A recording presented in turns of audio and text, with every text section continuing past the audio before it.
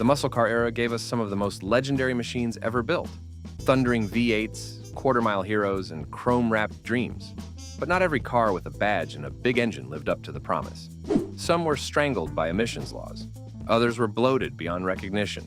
Today, we're counting down 12 muscle cars that fell short of greatness.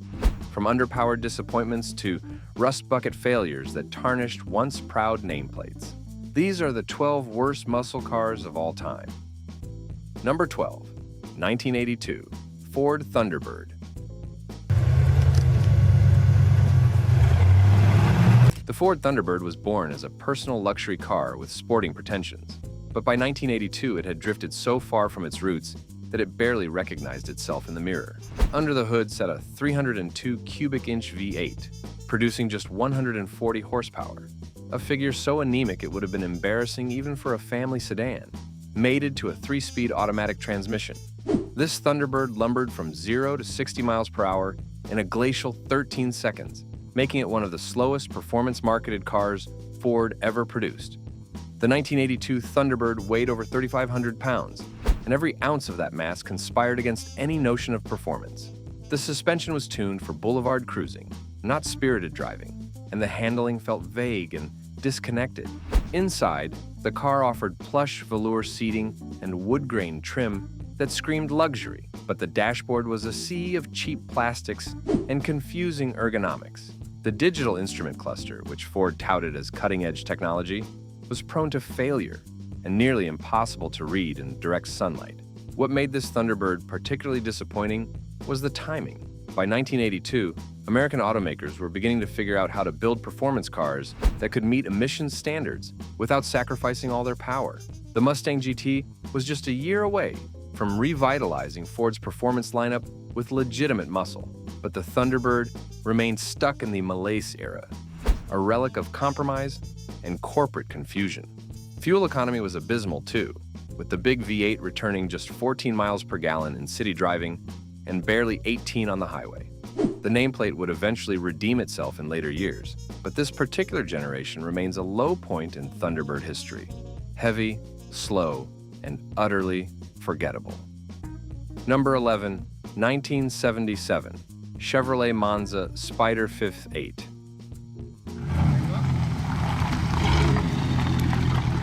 When Chevrolet introduced the Monza in the mid-70s, it was meant to be a sporty compact that could appeal to younger buyers who wanted something more exciting than a Nova, but couldn't afford a Corvette. The Monza Spyder, with its available V8 engine, seemed like an intriguing proposition on paper, a lightweight two-door with genuine muscle car power. But reality delivered something far less impressive. The Monza Spyder 5.8 came equipped with a 305 cubic inch small block, producing just 145 horsepower by 1977. Paired with a 4-speed manual transmission, it should have been at least moderately entertaining to drive. Instead, owners discovered a car plagued by fundamental engineering compromises. The engine bay was so cramped that routine maintenance became an ordeal. Performance was underwhelming at best. The Monza Spyder 5.8 struggled to reach 60 miles per hour in under 11 seconds, and fuel economy hovered around 12 miles per gallon, the worst of both worlds. The handling was skittish and unpredictable, with excessive body roll in corners and a tendency towards snap oversteer that caught inexperienced drivers off guard. The short wheelbase and narrow track made the car feel nervous at highway speeds, especially in crosswinds. Build quality was notoriously poor, even by the low standards of 70s American manufacturing. Interiors rattled, trim pieces fell off, and rust began appearing within the first few years of ownership, particularly around the rear wheel wells and lower door panels. The hatchback seal leaked constantly, allowing water to damage cargo and promote corrosion from the inside out. What truly condemned the Monza Spyder to muscle car infamy was its identity crisis. It wasn't compact enough to be nimble, wasn't powerful enough to be fast, and wasn't reliable enough to be practical. The styling tried too hard to look aggressive with its bold stripes and spoilers, but the underlying proportions remained awkward and dated. Chevrolet discontinued the Monza after 1980, and few mourned its passing. Today, these cars are rarely seen at classic car shows, and collector interest remains minimal. Number 10, 1980, Dodge Aspen RT. Dodge had built its reputation on tough, reliable, performance-oriented machines. the Charger, the Challenger, the Super Bee.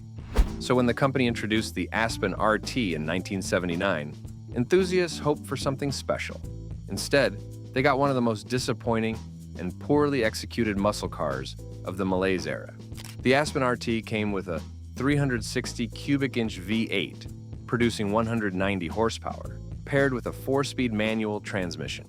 0 to 60 miles per hour took approximately 9 seconds, respectable by 1980 standards, but hardly thrilling. Quarter-mile times languished in the 17-second range, and the top speed barely exceeded 110 miles per hour. But the Aspen RT's problems ran far deeper than mere lack of speed. Build quality was atrocious, even by the dismal standards of late 70s Chrysler products. The cars were notoriously rust-prone, with corrosion appearing on showroom floors in humid climates. Doors sagged within months. Electrical systems failed with alarming regularity. Interior trim pieces disintegrated under normal use. The styling didn't help matters. While the RT package added stripes, spoilers, and distinctive badging, the underlying shape remained that of a boxy, uninspiring compact sedan. It looked like what it was, a family car pretending to be a performance machine. The rectangular headlights and formal roofline gave it all the visual excitement of a rental car. Inside, the cheap vinyl seats offered no support, and the dashboard looked like it had been borrowed from a decade earlier. Dodge discontinued the Aspen after 1980, replacing it with more modern designs that finally began addressing the quality issues that had plagued Chrysler products throughout the decade. Today, surviving Aspen RTs are extremely rare, not because they're collectible, but because so few survived the rust and mechanical failures that claimed most of them within 10 years of production.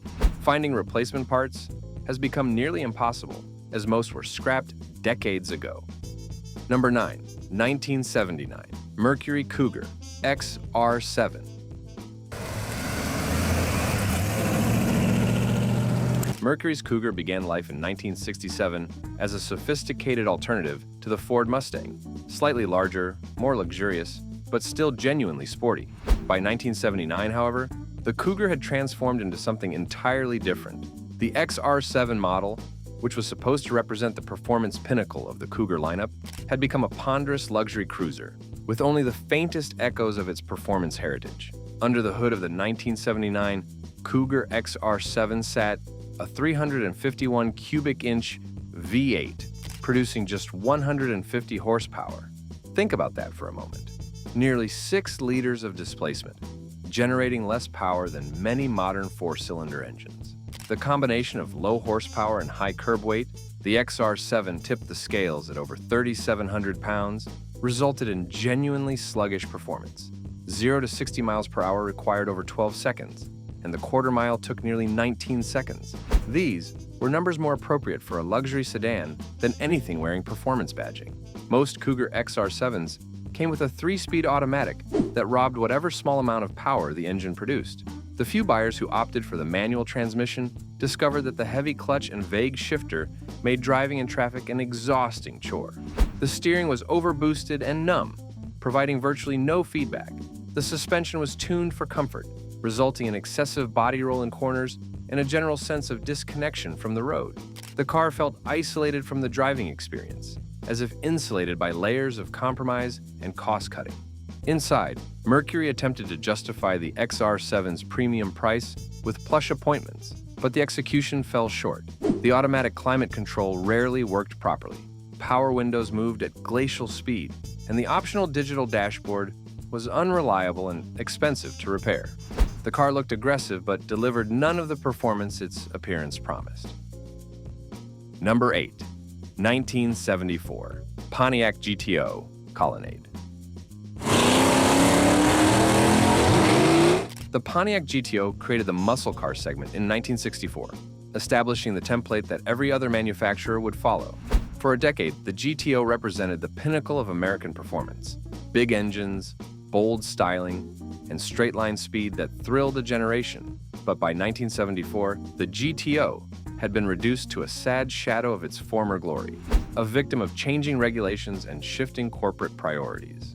The 1974 GTO was based on Pontiac's Colonnade-style intermediate platform, which was heavier and less aerodynamic than previous generations. The standard engine was a 350 cubic inch V8, producing just 200 horsepower, less than half the output of the legendary 455 cubic inch GTO from just a few years earlier. The styling reflected the compromises of the era. Federal safety regulations mandated heavy bumpers that added weight and disrupted the car's proportions. The distinctive stacked headlights remained, but they looked awkward in the Colonnade body. The profile was slab-sided and ungainly, lacking the aggressive stance and flowing lines of earlier GTOs. The optional shaker hood scoop remained available, but it looked out of place on the formal, squared-off body. Performance aside, the 1974 GTO suffered from the same build quality issues that plagued most American cars of the mid-70s. Trim pieces rattled. Electrical systems were unreliable. Rust appeared quickly, particularly in the rocker panels and around the rear window. The suspension was tuned for comfort rather than handling, resulting in excessive body roll and vague steering feel. The brakes, drum units at all four corners on most models, were woefully inadequate for a car of this size and weight, fading after just a few hard stops. Sales collapsed. After moving over 30,000 GTOs in 1973, Pontiac sold just 7,300 units in 1974. The message was clear. Buyers recognized that this wasn't a real GTO, just a cynical badge engineering exercise designed to squeeze a few more sales out of a dying nameplate. Pontiac discontinued the GTO after 1974, and the badge wouldn't return until 2004, when it appeared on a rebadged Australian-built sedan that also failed to capture the magic of the original. Today, the 1974 GTO is one of the least desirable muscle cars among collectors. Values remain low compared to earlier generations, and many purists refuse to acknowledge it as a legitimate member of the GTO family. It represents the end of an era, not with a bang, but with a whimper. The car that invented the muscle car segment died in 1974, strangled by regulations, corporate indifference, and a fundamental misunderstanding of what had made the GTO special in the first place. Number 7. 1982 Chevrolet Corvette C3.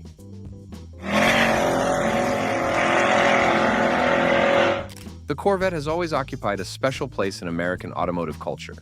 The only true domestic sports car, a rolling symbol of performance and aspiration. But by 1982, the third-generation Corvette had been in production for 15 years, and age was showing in every dimension. What emerged as the final year of the C3 generation was widely considered one of the weakest Corvettes ever built. Under the distinctive sloping hood sat a 350 cubic inch V8, producing 200 horsepower, the most powerful engine available in an American car that year, but a far cry from the thundering big blocks of the late 60s. The 1982 Corvette came exclusively with an automatic transmission, robbing enthusiasts of the manual gearbox that had always been part of the Corvette experience. 0 to 60 miles per hour took approximately 8 seconds, and the quarter mile required just over 16 seconds. For comparison, the legendary 1967 Corvette with the 427 cubic inch big block could hit 60 in under 5 seconds. The handling was the Corvette's only remaining strength. The independent rear suspension provided decent cornering ability, and the wide tires offered reasonable grip. But the steering was over-assisted and lacked feedback. The brakes felt spongy, and the overall driving experience felt dated compared to European sports cars that cost half as much. The ride quality was harsh over rough pavement, and the cabin filled with squeaks, rattles, and wind noise at highway speeds. The removable T-top panels, which most buyers ordered, leaked water and whistled in the wind. Reliability was a persistent problem. The 1982 Corvette suffered from electrical gremlins, cooling system failures, and transmission issues. The Crossfire fuel injection system, Chevrolet's attempt at electronic fuel delivery, was notoriously troublesome and difficult to diagnose when problems arose. The system used twin throttle body injectors that often fell out of sync, causing rough idle and poor drivability. Many owners eventually converted their cars back to carburetors, just to achieve reliable operation. Interior quality was abysmal, with cheap plastics, poorly fitted panels, and seats that degraded quickly under normal use. What truly condemned the 1982 Corvette was that everyone knew something better was coming. Chevrolet had announced the fourth-generation Corvette would debut for the 1983 model year, creating what dealers called a lame duck situation, where buyers actively avoided the outdated C3. When production delays pushed the C4's introduction to 1984, Chevrolet found itself stuck selling a 15-year-old design that nobody wanted. Sales plummeted to just over 25,000 units, and dealers offered substantial discounts just to move inventory. Number 6, 1976, Dodge Charger Daytona.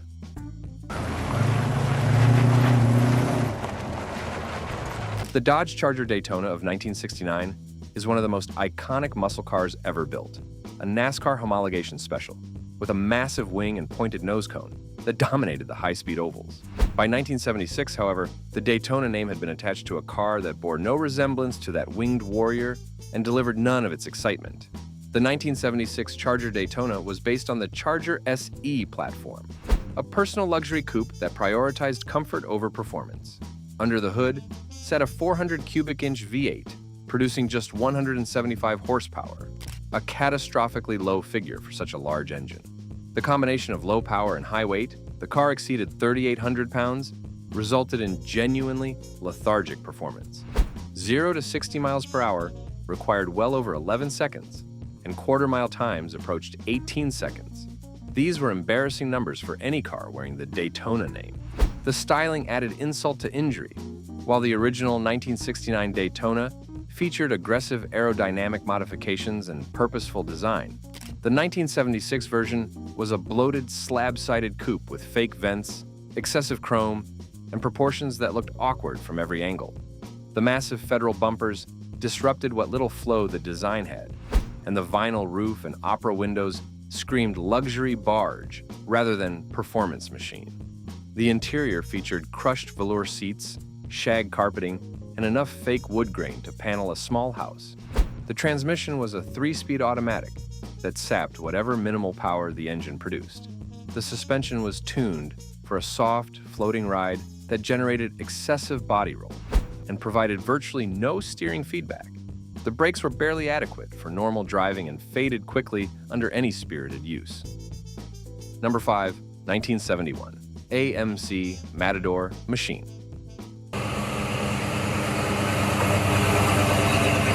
American Motors Corporation always occupied an uncomfortable position in the American auto industry.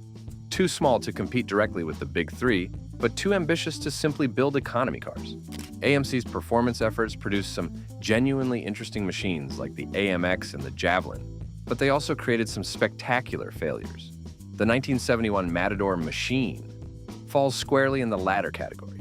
The Matador Machine came equipped with a 360 cubic inch V8 producing 245 horsepower, paired with a 3-speed automatic transmission. The car weighed over 3,600 pounds, and the suspension was tuned more for cruising than performance driving. 0 to 60 miles per hour required approximately 8 seconds, and quarter-mile times hovered around 16 seconds. Respectable, but hardly exciting, especially when competitors were offering similar or better performance for less money. The styling was the Matador's most significant problem, where rivals like the Chevelle, the Torino, and the Roadrunner featured aggressive, purposeful designs. The Matador looked like a family sedan with stripes and a hood scoop. The proportions were all wrong. Too much overhang front and rear, a roofline that looked awkward and dated, and body panels that lacked the sculptural quality of more successful muscle cars. The front end featured a confused grille design that couldn't decide if it wanted to be aggressive or formal, and the rear end was simply bland. Inside, the Matador Machine offered basic bucket seats, a center console, and a 3-spoke steering wheel, but the overall ambiance felt cheap compared to offerings from larger manufacturers. The dashboard was a flat expanse of plastic with round gauges that looked outdated even when new. Build quality was acceptable by AMC standards, which meant it was mediocre compared to cars from Chevrolet or Ford. Sales were predictably dismal. AMC produced fewer than 500 Matador machines for 1971, and even at that low volume, many sat unsold on dealer lots for months. The problem was clear. Buyers who wanted genuine performance bought cars from Chevrolet, Ford, or Chrysler. The Matador Machine fell into an uncomfortable middle ground, where it appealed to almost nobody. AMC discontinued the machine package after just 1 year. quietly acknowledging that the experiment had failed. Today, the Matador Machine has a small following among AMC enthusiasts who appreciate the company's underdog status. Values remain low, and most casual enthusiasts have never heard of it. It represents AMC's performance ambitions at their most quixotic, bold in concept, but compromised in execution. Number 4, 1980 Chevrolet Camaro Z28. The Camaro Z28 had established itself as one of the premier performance cars of the late 60s and early 70s, combining sharp handling with genuine straight-line speed. But by 1980, the second-generation Camaro had been in production for over a decade, and the Z28 had become a pale shadow of its former self. The 1980 Camaro Z28 came with a 350 cubic inch V8, producing 190 horsepower, mated to a 4-speed manual transmission. 0 to 60 miles per hour took approximately 9 seconds, and quarter-mile times lingered around 16 seconds. These numbers represented a massive step backward from the thundering Z28s of the late 60s, which could reach 60 miles per hour in under 6 seconds and run the quarter mile in the low 13s. The styling remained attractive. The second-generation Camaro's shape had aged well, and the Z28 package added aggressive graphics, a functional hood scoop, and distinctive wheels. But underneath the appearance lurked significant problems. The car's age showed in every component. The interior featured dated ergonomics, cheap plastics, and seats that offered minimal support. The gauge cluster looked like something from the early 70s because it was. Build quality had deteriorated significantly by 1980. Panel gaps were inconsistent, trim pieces rattled, and electrical systems were notoriously unreliable. The T-top roofs that many buyers selected leaked constantly, allowing water to pool in the interior and promoting rust from the inside out. The rear hatch struts failed regularly, and the air conditioning systems rarely worked properly. The paint was thin and prone to fading, and body-colored urethane bumpers cracked and discolored with minimal exposure to sunlight.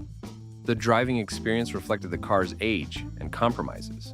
The steering provided decent feedback compared to other American cars of the era, but it felt vague compared to the sharp, immediate response of earlier Z28s. The suspension generated noticeable body roll in hard cornering, and the brakes required significant effort to achieve adequate stopping power. What made the 1980 Camaro Z28 particularly disappointing was that Chevrolet clearly understood the car's shortcomings, but lacked the resources to address them. The company was pouring development money into the upcoming third-generation Camaro, which would debut for 1982 with significantly improved performance and handling.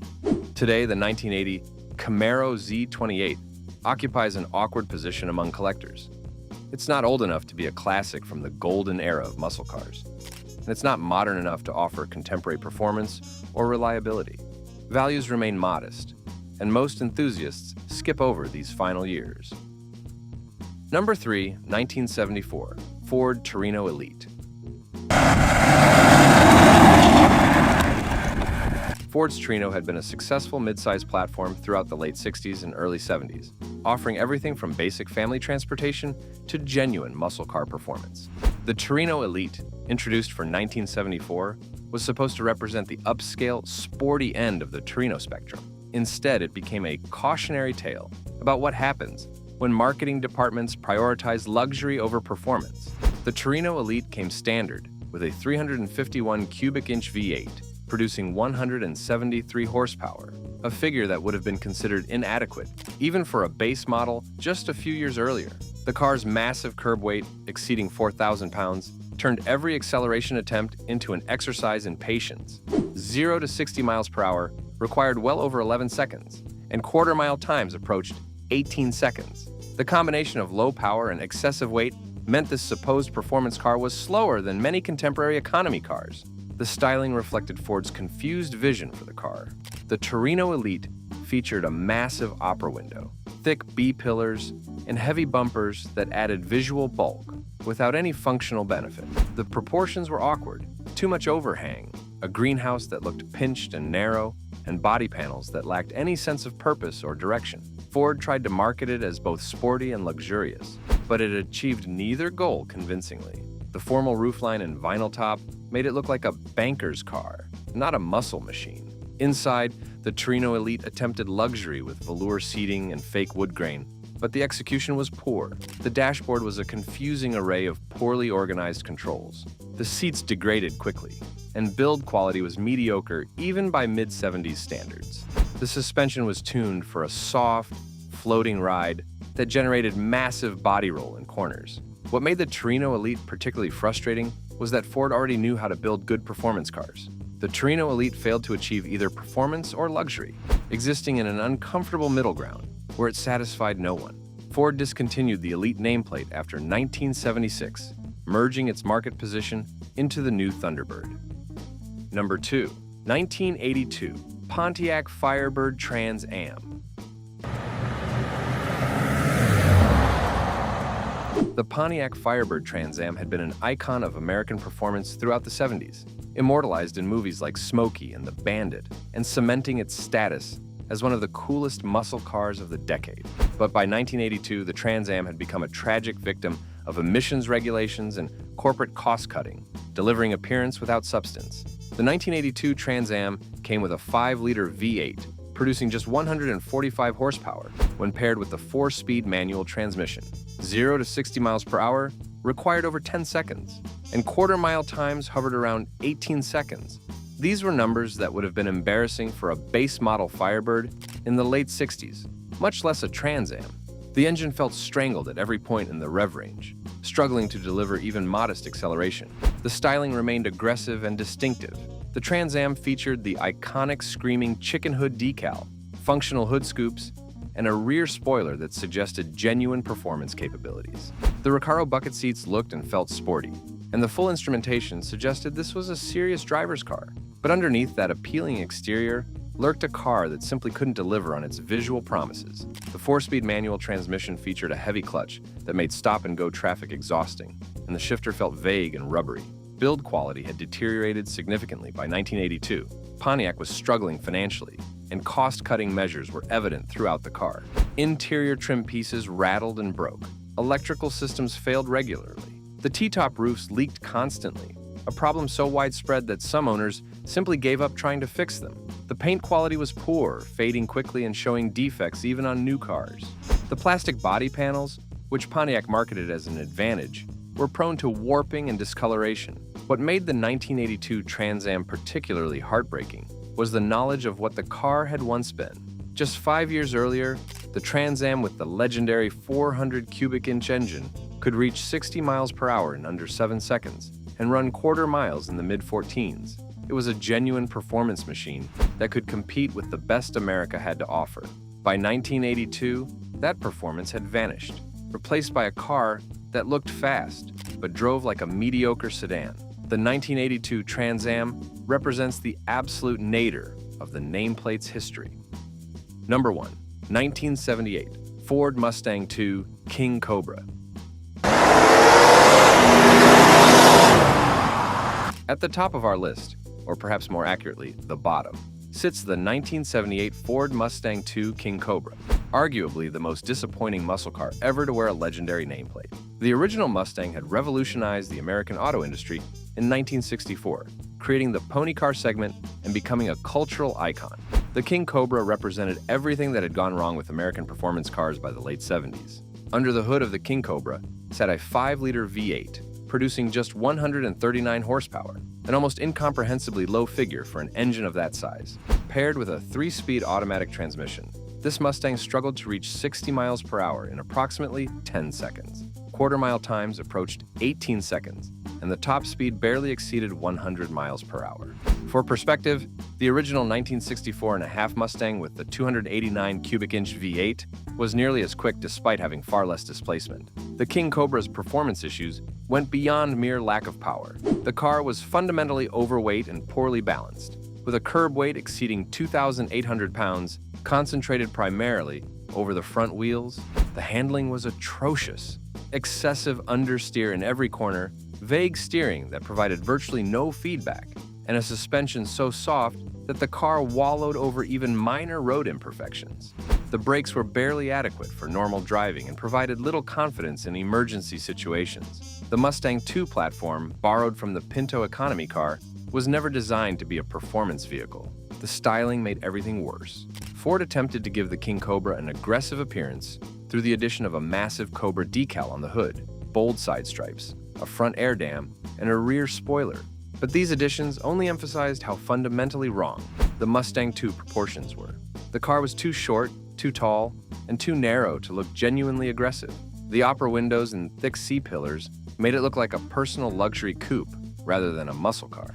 The overall effect was of a car trying desperately to look fast while being fundamentally incapable of delivering any performance. Inside, the King Cobra offered deeply bolstered bucket seats, a 3-spoke steering wheel, and full instrumentation.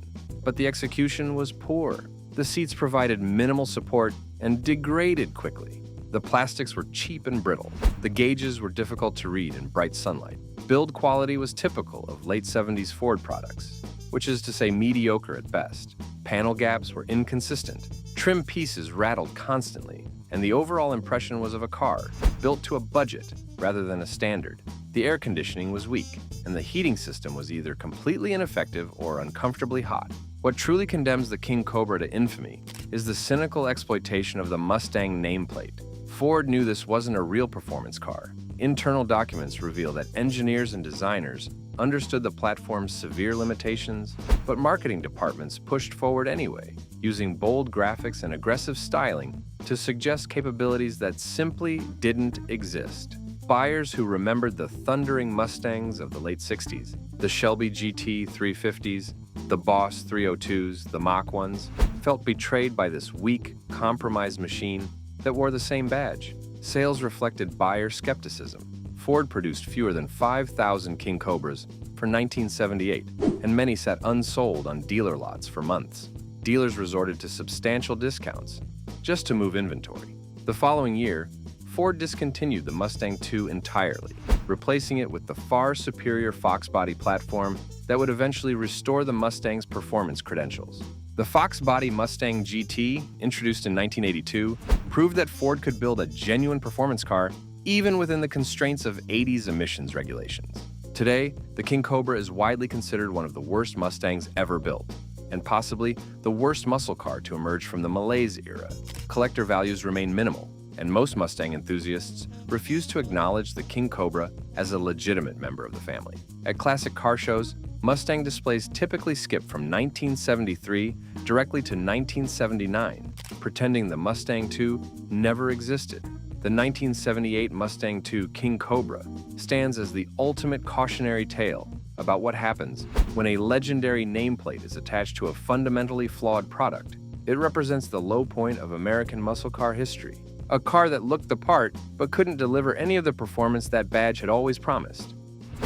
These 12 muscle cars represent the lowest points in American automotive performance history. Some were victims of regulations and changing times. Others were simply poorly conceived and executed.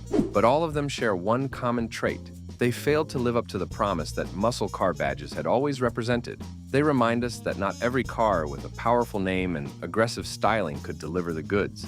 Some were just pretenders wearing legendary names they hadn't earned. If you've owned any of these disappointing machines, share your story in the comments. And if you love the truth about automotive history, the failures and the legends, hit that subscribe button for more honest looks at the cars that shaped America.